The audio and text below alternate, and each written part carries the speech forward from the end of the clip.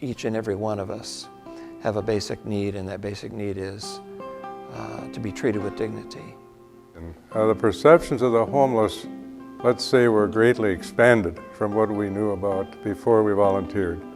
Our house burned down in October 5th, and that was in Pensacola. We loaded up the car and came here with the last paychecks we had from our job. He had a job lined up, and then it fell through the day we got here. Because that was the first night we'd slept in our car.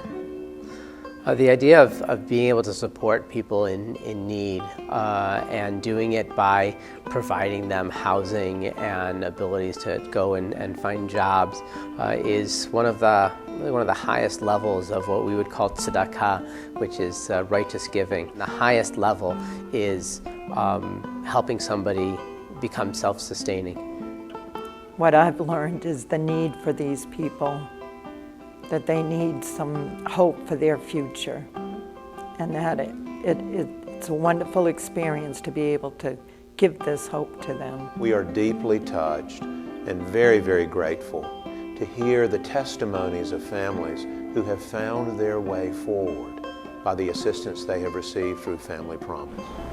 Our family, they weren't there for us, but Family Promise was. We consider all the volunteers our family.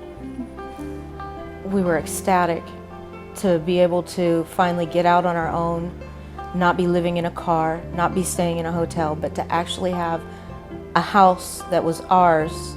It was such an overwhelming feeling. I think a congregation considering joining Family Promise will find that they will get more out of the program personally than what they put in. To certain congregations, I would suggest that they come and visit the house, the other congregations, to see what they're doing and see how successful we are.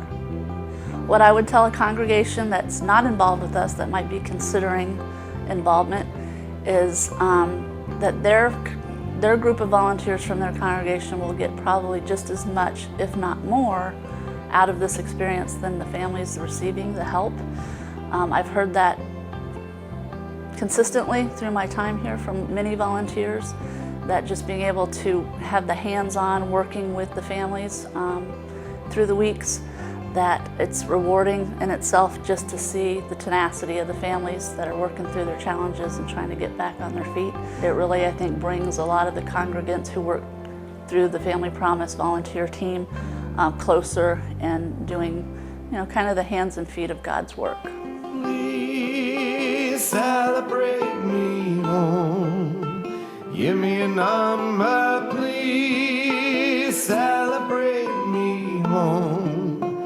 Play me one more song that I'll always remember, that I can recall whenever I find myself too all alone. I can sing me home.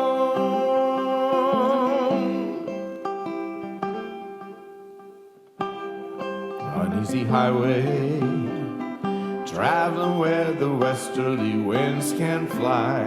Somebody tried to tell me what the man forgot to tell me why.